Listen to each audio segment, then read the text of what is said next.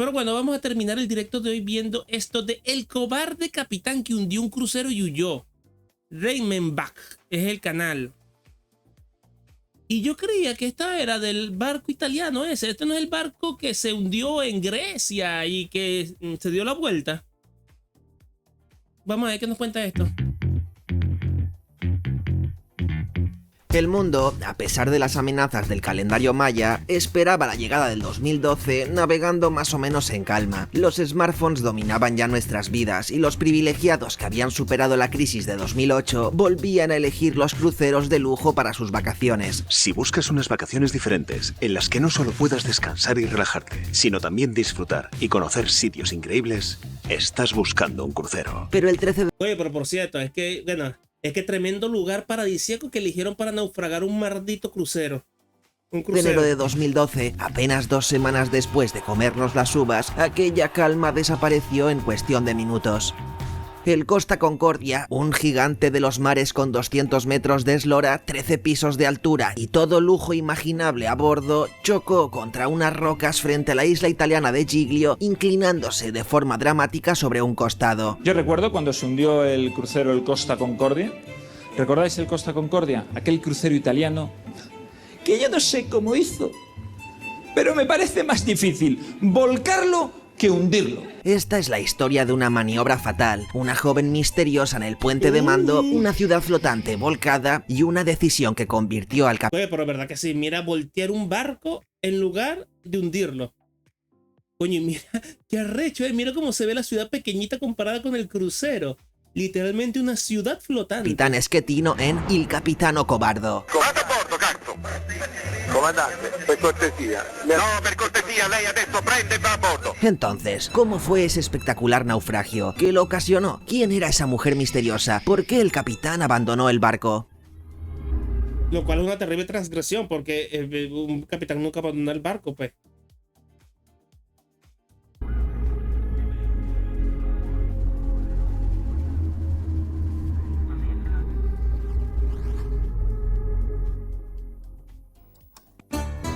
Francesco Schettino era natural de Castellamare di Stabia, una localidad en la provincia de Nápoles, Italia. Creció en una familia con tradición marinera en Meta, Campania, algo que sin duda influyó en su vocación de labrarse una carrera en el mar. Asistió al Instituto Náutico Nino Biccio en Piano di Sorrento, donde recibió formación especializada en navegación. Tras completar sus estudios, comenzó su carrera profesional en la compañía de transbordadores Tirrenia, donde adquirió experiencia en operaciones marítimas. En 2002, a los 41 años, Schettino fue contratado por Costa Crociere, una subsidiaria del grupo Carnival. Inicialmente se desempeñó como oficial de seguridad y, con el tiempo, ascendió al puesto de segundo al mando. En 2006 fue promovido a capitán y se le asignó el mando del recién Oye, pero ¿no se parece un poquito a Luis Miguel?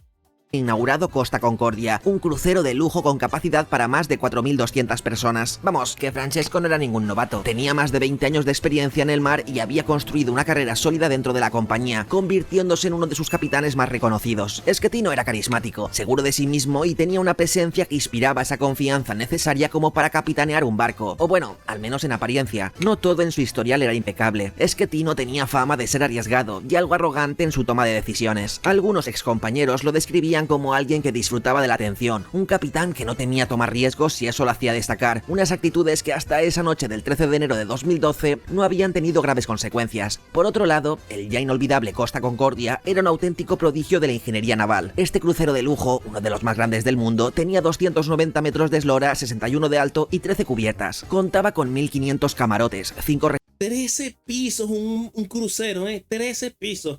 Supongo que estos barcos dejarían pendejo el Titanic, restaurantes, 13 bares, teatros, casinos, discotecas, piscinas de natación, jacuzzis, circuito de running y un simulador de Fórmula 1, entre otras comodidades y atracciones. Con 4.229 personas de capacidad, entre pasajeros y tripulantes, era prácticamente una ciudad flotante, una ciudad con su parque de atracciones incluido. El Costa Concordia era un símbolo de modernidad, lujo y seguridad, y para Francesco Schettino, estar al mando de una embarcación de ese calibre satisfacía su ambición y sus ganas de destacar. Y bueno, si lo que quería era foco y atención, no cabe duda de que esa noche del 13 de enero lo consiguió con creces.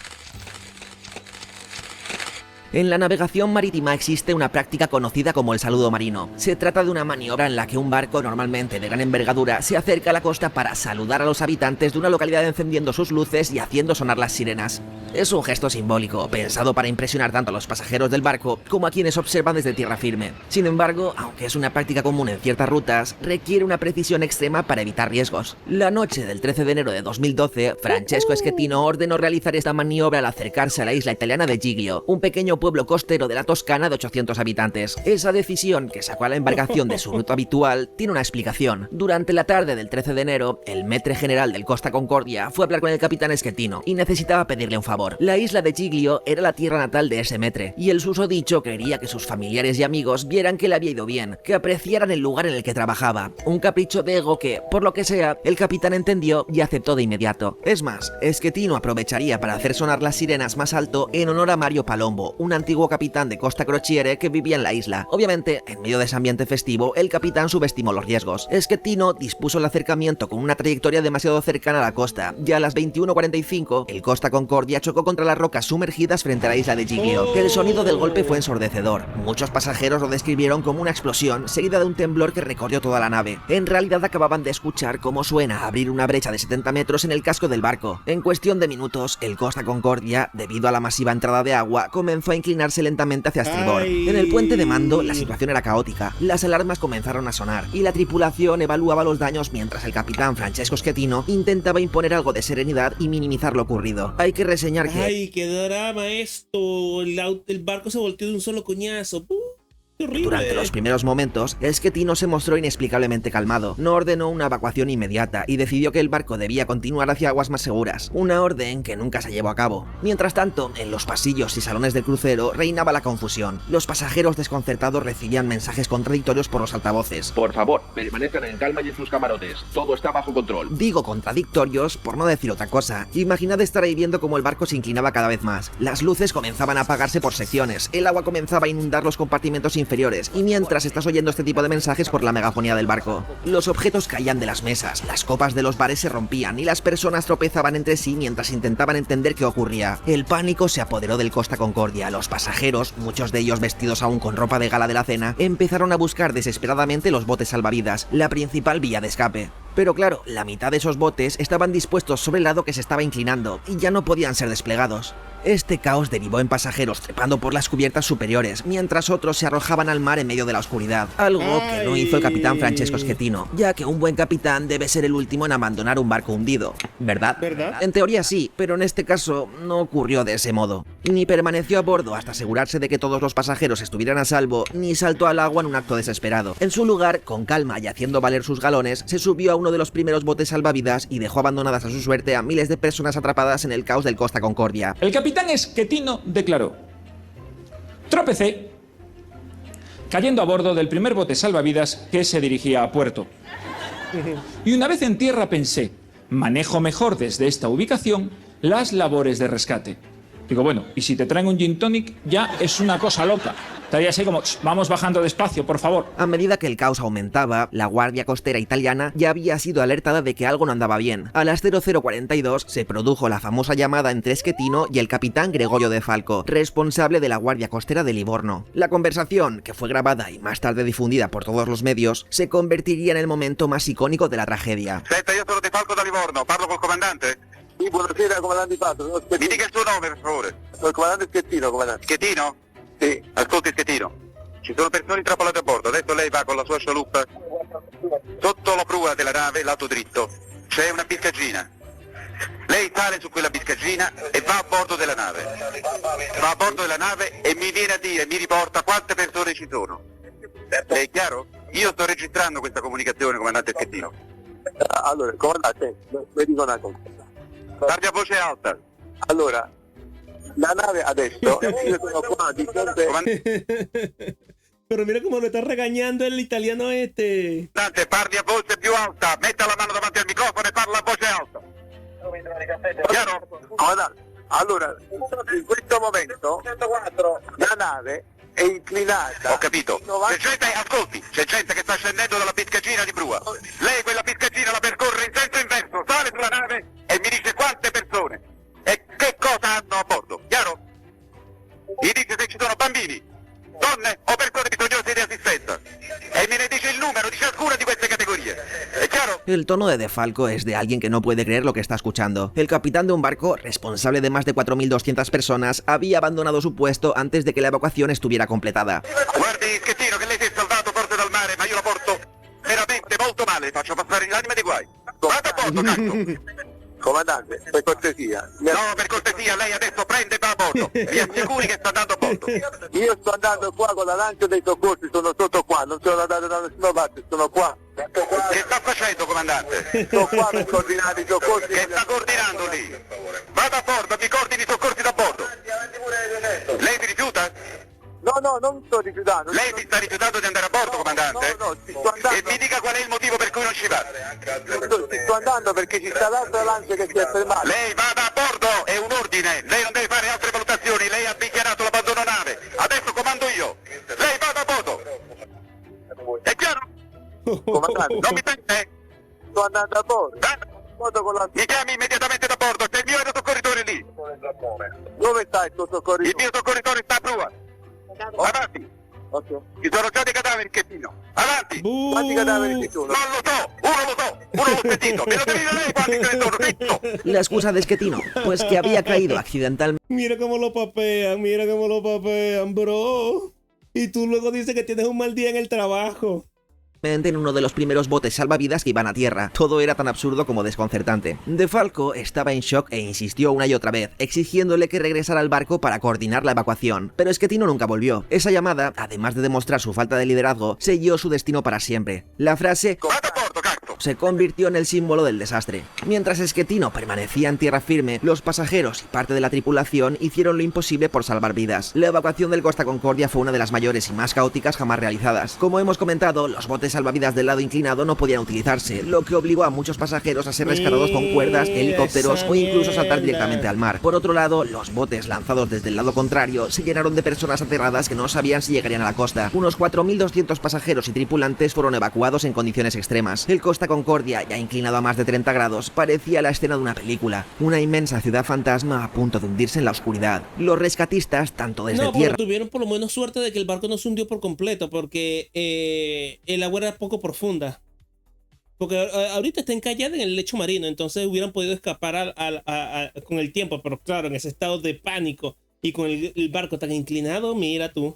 como desde helicópteros y lanchas, trabajaban sin descanso, pero las condiciones no ayudaban. La inclinación de aquel monstruo marino no cesaba, lo que hacía que cada minuto contara y que las operaciones de rescate fueran aún más complicadas y arriesgadas. Para las 3 de la mañana, el barco ya estaba casi completamente tumbado sobre un costado. Se reanudan las tareas de rescate del crucero Costa Concordia. Los socorristas buscan a contrarreloj a posibles supervivientes del naufragio ocurrido el viernes por la noche frente a la isla italiana de Giglio. El número de víctimas mortales asciende a 6 personas, 2 franceses, un español, un italiano y un peruano. La sexta víctima localizada y un peruano.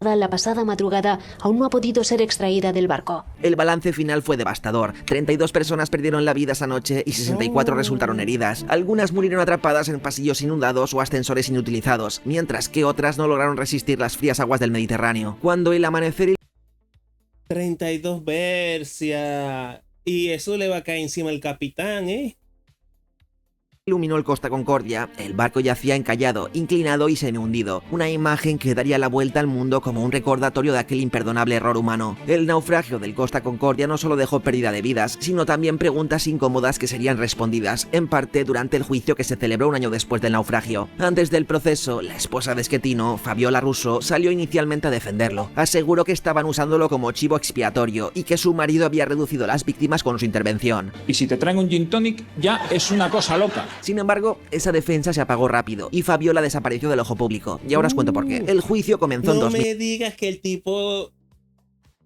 Ya veo por dónde está yendo la cosa. Que el tipo rescató a su amante y se la llevó. Y por eso es que no estaba en el barco. 2013, y fue seguido de cerca por medios de comunicación de todo el mundo. Apoyado en la barandilla, con la otra mano en la cadera, vestido de capitán, Francesco Schettino espera tranquilo para abandonar el Costa Concordia. No parece nervioso ni entregado a coordinar la evacuación. Estas imágenes son el as que guardaba bajo la manga la fiscalía italiana para acusarle de mentir, porque Schettino siempre ha dicho que se cayó a un bote salvavidas y que ya no pudo regresar al barco a pesar de que se lo pidió la Capitanía Marítima. Estas imágenes las grabaron los bomberos esa noche de enero de 2012. Según la acusación, demuestran que quedaban cientos de de pasajeros a bordo cuando el capitán abandonó la nave. Es uno de los delitos de los que está acusado, el más grave, el de homicidio, por la muerte de 32 pasajeros, entre ellos un español. Generó tanta expectación que la sala de audiencias se montó en un viejo teatro con capacidad para 1000 personas. Schettino era gran protagonista de aquella función, y a pesar de que quizá la vergüenza y la discreción son recomendables cuando vas a ser acusado de cosas tan graves, el capitán no abandonó en ningún momento su imagen de playboy. Trajes impecables, abrigos caros, gafas de sol y su pelo engominado. Schettino fue acusado de homicidio involuntario, abandono del barco y otros cargos relacionados con la tragedia, entre ellos el retraso en ordenar la evacuación y el manejo negligente del Costa Concordia. En el juicio expresó sus condolencias por la muerte de los 32 pasajeros y, para sorpresa de todos, siguió manteniendo su versión de que tropezó y se cayó en un bote salvavidas. O sea, fijaos en los huevos que hay que tener para seguir defendiendo ese relato delirante un año después, y ante un tribunal que tenía que juzgar los motivos de 32 muertes. Creo que no tener nada mejor para tu defensa ante los tribunales nos da una buena muestra de la catadura del personaje. Preocupante. Lo que se desprende de este juicio es preocupante. Tenemos a un fanfarrón a cargo de un barco con un puñado de incompetentes sin experiencia. Schettino ha culpado del naufragio a sus subordinados, que según ha dicho ante el juez, no le informaron del riesgo de acercar el barco a la isla del Giglio. Quería matar 2 pájaros de un tiro. El capitán usó esa expresión en la sala para explicar que quería cumplir con la tradición de saludar a 2 empleados de la naviera. Por lo que sea, su historieta no convenció al tribunal ni a la opinión pública, siendo incluso considerada ofensiva. Y es que una de las mayores polémicas giró en torno a lo que realmente ocurrió en el puente de mando aquella noche. Resulta que allí no solo estaba Schettino, había otra presencia inesperada que no debería haber estado allí. Porque no me extrañé de un italiano gigolo. Hablamos de Domenica Zemortan. Hombre, Domenica. Cuando digo que no debería haber estado ahí es porque el puente de mando no es lugar para pasajeros random, pero es que más allá de eso, Domenica era una polizona. Según el diccionario, un polizón es una persona que viaja clandestinamente en un barco o un avión, o por extensión en otro medio de transporte. Efectivamente, Domenica Zemortan no figuraba ni en ninguna lista de pasajeros ni en la nómina de la tripulación. De ahí las... Ay, qué bochorno, bro. Sorpresa cuando apareció entre los supervivientes rescatados por la Guardia Costera. Un misterio que... Es que ni siquiera se la llevó.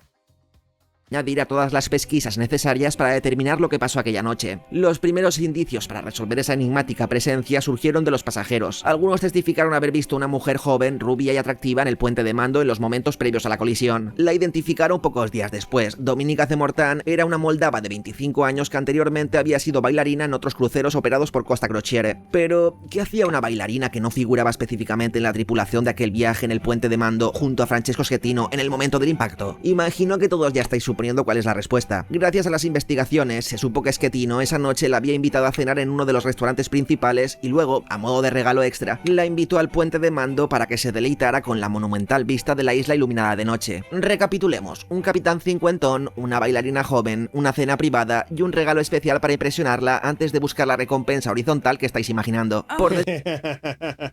Y claro, como estaba allí comiéndole la boca a la moldava, no se fijó que estaba demasiado cerca del coso.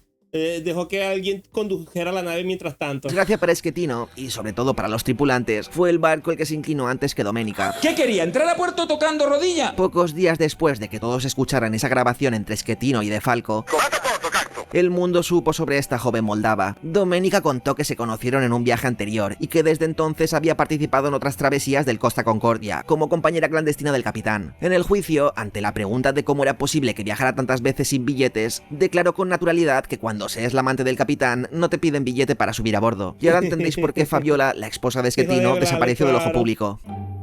Este testimonio, además de resolver definitivamente el misterio de la polizona, fue clave para demostrar que Schettino no estaba centrado en su trabajo en un momento tan crítico. La presencia de Domenica y su relación con el capitán se convirtieron en pruebas contundentes de la falta de profesionalidad del capitán, un agravante extra para determinar la responsabilidad de Schettino en la tragedia. Las pruebas en su contra se acumulaban. Su presencia en tierra firme mientras la evacuación aún estaba en marcha, la llamada grabada con el capitán Gregorio De Falco y el testimonio de Domenica Zemortan, que reforzó la imagen de un capitán claramente distraído y negligente, fueron definitivas. Y ante eso, Schettino repitió una y otra vez que no había abandonado el barco voluntariamente. ¿Qué culpa podía tener él de caer directo en un bote salvavidas debido a la inclinación de la nave? Es física básica, ¿no? Obviamente, sus palabras, lejos de convencer al tribunal o a la opinión pública, solo sirvieron para apuntalar el meme. Ante la realidad probatoria y el delirio de defensa de Schettino, el tribunal italiano no tuvo piedad. In relazione al delitto di naufragio e quella della colpa cosciente in relazione al delitto di omicidio colposo plurimo lo condanna alla pena complessiva di anni 16 di reclusione e mesi 1 di arresto. En 2015, el bueno de Francesco fue declarado culpable y sentenciado a 16 años de prisión, 10 años por homicidio involuntario, 5 años por causar el naufragio y 1 año por abandonar el barco. Domenica Zemortan salió del juicio libre de cargos. La sentencia fue un claro mensaje de condena a la falta de liderazgo mostrada aquella noche, una condena ejemplarizante. Sí, pero es que no deja de ser negligencia, entonces no podría meterle más tiempo. 16 años es bastante tiempo. Porque claro, si los hubiera matado a propósito sería otra cosa. Porque claro, es que esto es un acto negligente. Es como un doctor que mata a alguien por hacerle mal la operación. Entonces claro, no lo deja meter 30 años como alguien que le mete 30 tiros a un Rampton por la calle. Que mandaba un claro mensaje a los capitanes de otros cruceros. El apodo que la prensa le otorgó, el Capitano Cobardo, fue la merecida condena mediática que jamás podrá ya separar de su nombre y de su historia. A pesar de la tragedia, lo cierto es que hubo algo de suerte. El Costa Concordia quedó encallado cerca de la costa, lo que permitió que la mayoría de los pasajeros y la tripulación pudieran ser rescatados. Si el barco hubiera naufragado en aguas más profundas... Es que mira cómo se desperoló el casco. Pero hermano, ¿qué tan equivocado tienes que tener la ruta para no ver esto? No, y es eso lo que les dije, que si esto hubiera estado en aguas un poquito más profundas, bueno, aquí se muere toda esa gente, 4.000 muertos. El número de víctimas habría sido mucho mayor. Sin embargo, las 32 vidas perdidas y las miles de personas traumatizadas por la experiencia eran más que suficientes para convertir aquella noche en un episodio imborrable. ¿Cómo es posible que le estén mintiendo a la gente 2 horas, diciéndole que no pasa nada, que todo está bajo control, cuando el barco se está hundiendo? El juicio y la condena de Schettino sirvieron para cerrar, en parte, las heridas abiertas por aquella negligencia. Sin embargo, la comprobación fehaciente de que estábamos ante una tragedia que pudo evitarse también abrió heridas nuevas. Francesco Schettino actualmente cumple su condena en la cárcel de Revivia en Roma, donde, según las autoridades penitenciarias, destaca como un preso ejemplar. El director de la prisión la ha descrito como un modelo de conducta, y Schettino ha aprovechado su estancia en prisión para estudiar Derecho y Periodismo, encima con bastantes buenas notas al parecer, y la elección de carreras no es casual, ya que sigue convencido de que fue usado como chivo expiatorio, y que fue su falta de conocimiento en estas disciplinas lo que contribuyó a su condena. Entiendo que aprovechar el capricho de tu maître general para impresionar a tu amante, y luego huir miserablemente de la tragedia que has provocado, son poca cosa al lado de una oscura conspiración para hacerle quedar como el malo de aquella película de catástrofes. Claro, la cuestión aquí es quién se equivocó en la ruta. Si fue él el que se equivocó con la ruta, claro, él es culpable en el sentido de que abandonó el barco, pues, por estar ahí calentándote la almohada con una rubia de la mitad de tu edad, pero es eso. ¿Quién se equivocó en trazar la ruta? La responsabilidad última es, obviamente, del capitán. Y además que muestra muy poco carácter para ser alguien entrenado en la marina. 5 oficiales subordinados a él en el Costa Concordia llegaron a acuerdos con la fiscalía para cumplir penas menores. Estas penas oscilaron entre 6 meses y 2 años de prisión para cada uno de ellos. Mientras tanto, Schettino, más allá de estudiar 2 carreras, emplea su tiempo en prisión participando y, ocasionalmente ganando, torneos de ping-pong. Y también cuentan que ayuda a otros reclusos a escribir cartas de amor, si es que cuando uno es un romántico. Por su parte, Domenica Zemortan, la joven amante moldava de Schettino, supo capitalizar su repentina fama. Cobró por entrevistas, participó en sesiones de fotos y hasta mantuvo romances con algunas celebridades de menor renombre. Lo que me parece curioso es que tras la tragedia, el Costa Concordia permaneció parado frente a la isla de Giglio durante más de 2 años, convirtiendo la imagen del coloso inclinado sobre las aguas en una especie de macabra atracción turística. 6 meses después, el Costa Concordia sigue desfigurando el paisaje de la isla italiana de Giglio y atrayendo turistas. Los habitantes de la isla no entienden que el lugar del drama se haya convertido en una atracción turística. Miles de visitantes viajaron a la isla para ver de cerca el barco semi-hundido, mientras los habitantes de Giglio, que participaron activamente en el rescate de los supervivientes, tuvieron que convivir con esa extraña realidad durante 2 años más. Finalmente, en 2014 fue enderezado y remolcado en una operación sin precedentes, considerada una de las maniobras de ingeniería marítima más complejas y costosas jamás realizadas, con un presupuesto que superó los 1.200 millones de euros. ¡Ay! Bro, 1.200 millones de euros. Uf. Mientras desguazaban el barco, entre hierros retorcidos, encontraron el cuerpo de Russell Rebelo, un camarero indio que se convirtió en la víctima número 32, que era la única que faltaba hallar. La historia del Costa Concordia y de su capitán, Francesco Schettino, es un ejemplo claro de cómo la realidad supera la ficción. Puedo entender que Schettino se haya convertido en un meme andante, pero lo cierto es que aquella noche se perdieron 32 vidas, y estoy seguro que para los supervivientes no fue, ni de lejos, una comedia. Os dejo una pregunta final en el aire. ¿Qué tal habrá continuado la vida dentro de la cabeza de ese maître que quiso sacar pecho ante los habitantes de su natal isla de Giglio? Cuando la realidad supera la ficción, normalmente no suele ser tan divertida como suena a priori. Muchas gracias. Y muchísimas gracias a Pablo Maque, Paco Cholbi Cholbi, André WP, Dali. No, estuvo bien, estuvo bien. No me quejo, estuvo bien interesante.